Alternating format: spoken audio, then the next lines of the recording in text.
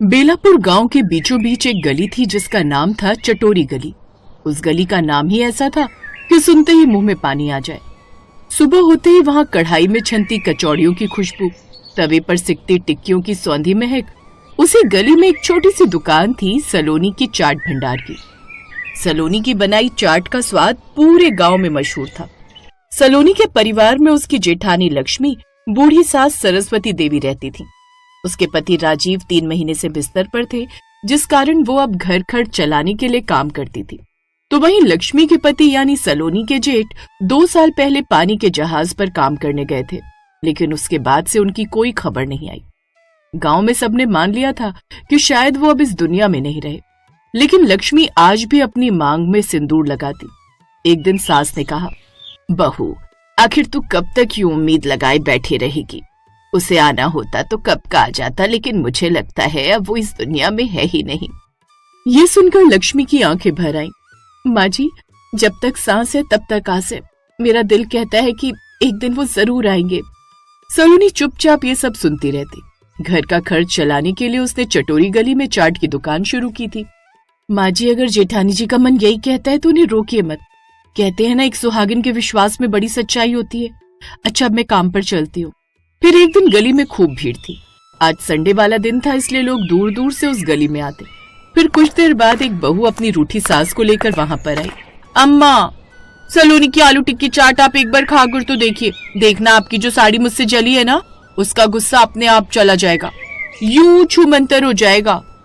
चुप कर, जैसे कि तेरी इस चाट से मेरी साड़ी ठीक हो जाएगी ना। अच्छे से जानती हूँ तेरी चालाकी को। पहले तू जानबूझकर मुझे ये खिलाएगी ताकि तुझे मुझे साड़ी न दिलवानी पड़े। ओफो अम्मा, अच्छा ठीक है, अगर तुम्हें ये चाट पसंद ना आई तो फिर मैं तुम्हें साड़ी दिलवा दूंगी, लेकिन अगर पसंद आ गई तो फिर आप मुझसे साड़ी की जिद छोड़ दोगी। बोलो, मंजूर है? हाँ हाँ ठीक है, मैं भी तो देखूं भला ऐसा क्या है इस चाट में।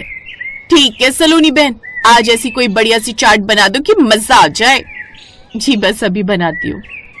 सलोनी ने झट से चाट बनाकर उन्हें दी। सास ने पहले मुंह बनाया, फिर जैसे ही एक कौर उस चाट का लिया तो बोली, अरे वाह, ये तो सच में लाजवाब है। वाह वाह वाह, मजा आ गया। कहा था ना माँ जी, आपको इस चटोरी गली की चाट बड़ी पसंद आएगी। अब आपकी साड़ी कैंसिल। हाँ हाँ, अब उसकी जरूरत नहीं है, लेकिन अब से तू हर दूसरे दिन मुझे यहाँ की चाट खिलाने लेकर आएगी। अरे, ये तो मैंने अपने ही पैर पर कुल्हाड़ी मार ली।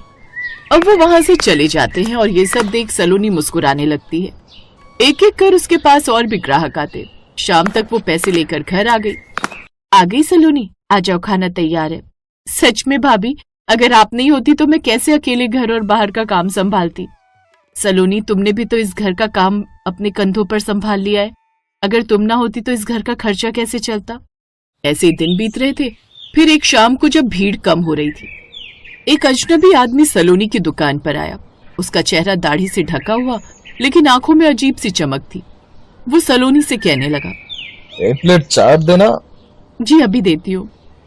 फिर सलोनी ने उसे झट से चना चाट बनाकर दे दी। वो आदमी धीरे धीरे खाने लगा। फिर कुछ देर बाद बोला, इस चाट में वही स्वाद है जो 2 साल पहले भी था।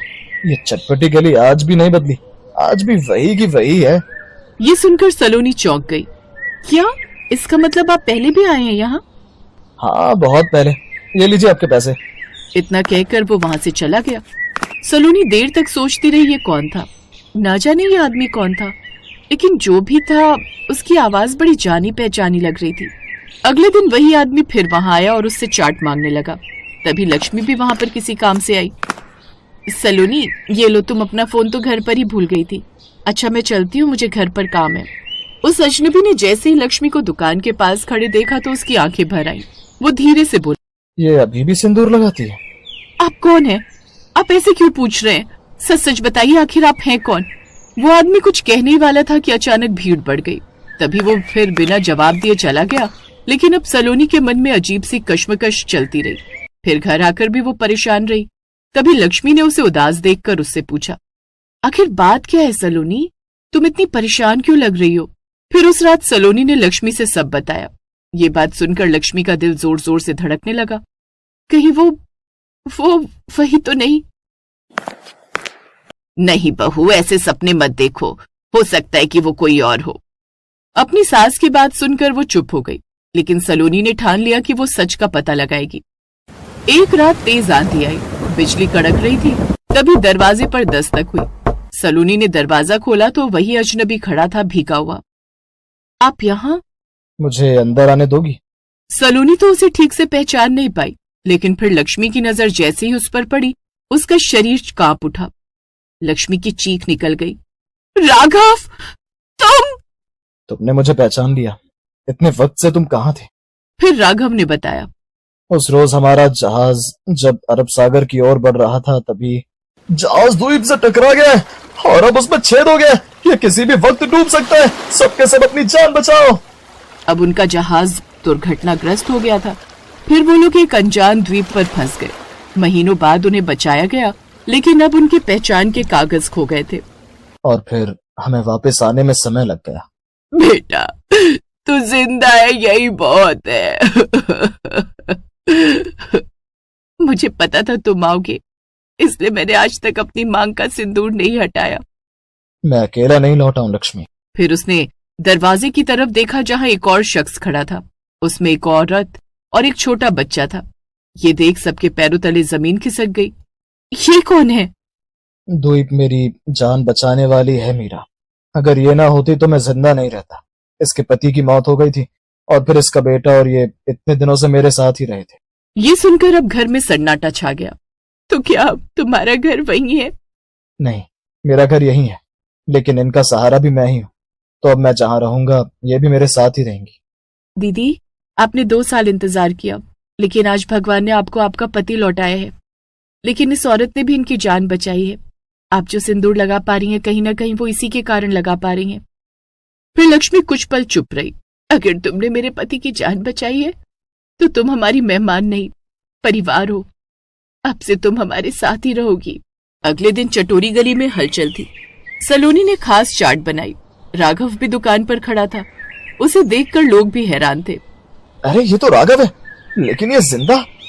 उसके बगल में लक्ष्मी आज भी सिंदूर लगाए खड़ी थी, लेकिन इस बार उसके चेहरे पर सुकून था।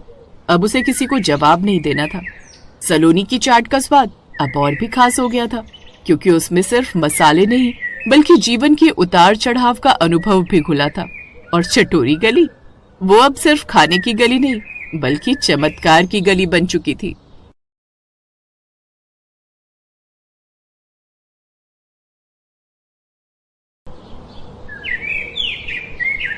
राजीव अपने समोसे के ठेले को लेकर बाजार में आता है और अभी उसके आए हुए 5 मिनट भी नहीं हुए थे कि इतने में राजीव के ठेले पर काफी भीड़ इकट्ठी हो जाती है। अरे भैया, जल्दी से समोसे पैक कर दो, मेरे घर मेहमान आने वाले हैं।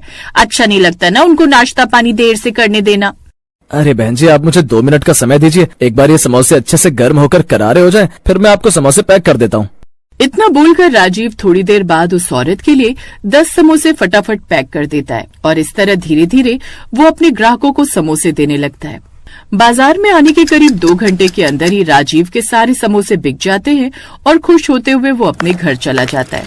घर जाकर वो अपनी पत्नी मेघा से कहता है, देखा मेघा, आज भी हमारे सारे समोसे बिक गए। ये तो बहुत अच्छी बात है जी। कल मैं और समोसे बनाऊंगी, जिससे आपके समोसे और भी बिके और आपकी अच्छी आमदनी हो। मेघा, ये सब तुम्हारी वजह से हुआ है। अगर तुम मेरी जिंदगी में नहीं आती तो शायद मैं आज भी किसी फैक्ट्री में मजदूरी का काम कर रहा होता। तुम मेरी जिंदगी में आई और तुमने मुझे एक नया हुनर दिया, जिस वजह से मैं आज यहाँ पर हूँ। राजीव की बात सुनकर मेघा उसके गले लग जाती है। तभी मेघा के पेट में अचानक दर्द होता है। आह! क्या हुआ मेघा, सब ठीक तो है ना? हाँ, सब ठीक है। वो क्या है ना, आपका ये नटखट लड़का मेरे पेट में लात मार रहा है। उसे भी बहुत खुशी हो रही है आपकी तरक्की देखकर। मेघा की बात सुनकर राजीव और मेघा दोनों ही जोर जोर से हंसने लगते हैं कि तभी राजीव की नजर खिड़की से बाहर डूबते पे पड़ी। हंसते हंसते वक्त का पता ही नहीं चला। मेघा चलो, अब तुम आराम करो। मैं कल के समोसों के लिए मैदा छान कर रख देता हूँ। कल मंडी जल्दी जाना है। अरे रुकिए तो जी, इतनी भी क्या जल्दी है? आज आप बहुत खुश दिख रहे हैं, तो मैंने सोचा क्यों ना आज रात के खाने में हम कुछ खास बनाएं। खास? अरे भाग्यवान, तुम्हारे हाथ की तो सूखी रोटी भी मुझे पकवान लगती है। अब इस हालत में तुम ज्यादा चूल्हे के पास खड़ी मत रहा करो।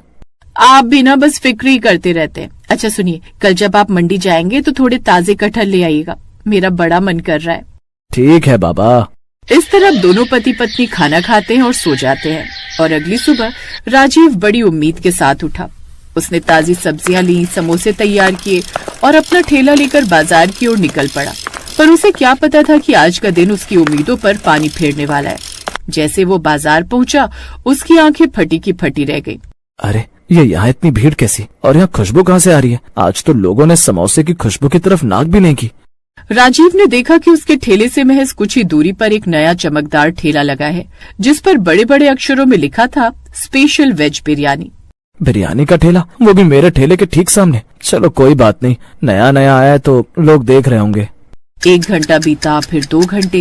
राजीव के समोसे कढ़ाई में पड़े पड़े ठंडे होने लगे थे।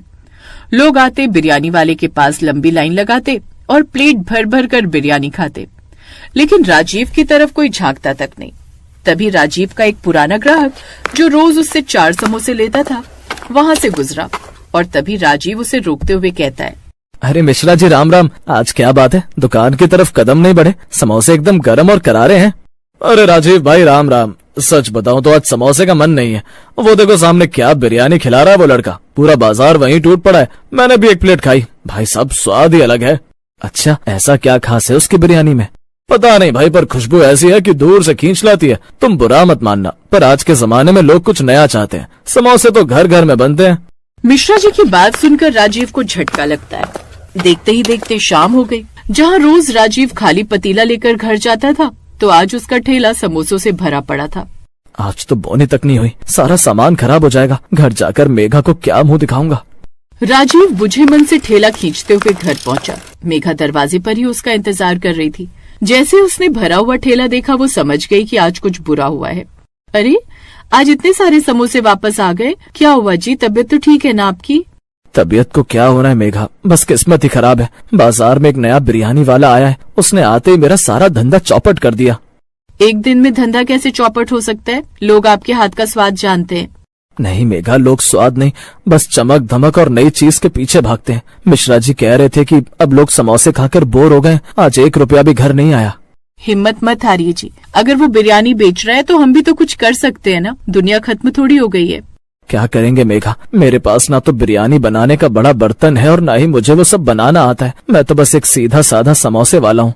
आप बनाना नहीं जानते, पर मैं जानती हूँ ना। याद है आपको, जब हम गांव में थे तो मेरी माँ कटहल की बिरयानी बनाया करती थी। वो स्वाद जिसे खाकर लोग कहते थे कि मटन भी इसके आगे फेल है। लेकिन मेघा, वो गांव की बात थी। यहाँ शहर में कटहल की बिरयानी कौन खाएगा? लोग तो सोयाबीन वाली बिरयानी के पीछे पागल हैं। यही तो हमारी खूबी होगी। लोग सोयाबीन खाकर थक चुके हैं। हम उन्हें गांव का असली स्वाद चखाएंगे, गांव की कटहल बिरयानी। आप बस कल मंडी से ताजे और कच्चे कटहल ले आना, बाकी मुझ पर छोड़ दो। पर तुम्हारी हालत, डॉक्टर ने कहा है कि तुम्हें आराम करना चाहिए। मैं तुम्हें इस हालत में चूल्हे के सामने झोंक दूं? नहीं मेघा, ये मुझसे नहीं होगा। अरे, अपने पति और आने वाले बच्चे की खातिर मैं इतना भी नहीं कर सकती। जब तक हम लड़ेंगे नहीं, तब तक जीतेंगे कैसे? आप बस भरोसा रखिए। राजीव को मेघा की बातों से थोड़ी हिम्मत मिलती है और अगली सुबह वो जल्दी उठता है और मंडी जाकर सबसे अच्छे कटहल चुनकर लाता है। मेघा ने अपनी तकलीफों को भूलकर रसोई संभाली। उसने मसालों को सिलबट्टे पर पीसा ताकि खुशबू बरकरार रहे। वाह भैया, इस मसाले की खुशबू तो कमाल की है। सच में इसमें गांव की मिट्टी की महक आ रही है। अभी तो बस शुरुआत है। देखिए मैं इन कटहल के टुकड़ों को कैसे मसालों में लपेटती हूँ। जब ये चावल के साथ दम पर पकेंगे ना, तो इनका रेशा रेशा खुल जाएगा। मेघा ने अब चावल उबाले, कटहल को तैयार किया और फिर एक बड़े पतीले में उसे सेट करके ऊपर से आटा लगाकर दम पर रख दिया। करीब 1 घंटे बाद जब पतीला खुला तो पूरा घर महक उठा। मेघा, ये तो बहुत लाजवाब दिख रही है, पर एक बात बताओ, हम इसे बेचेंगे कैसे? लोग तो उस बिरयानी वाले के पास जा रहे हैं।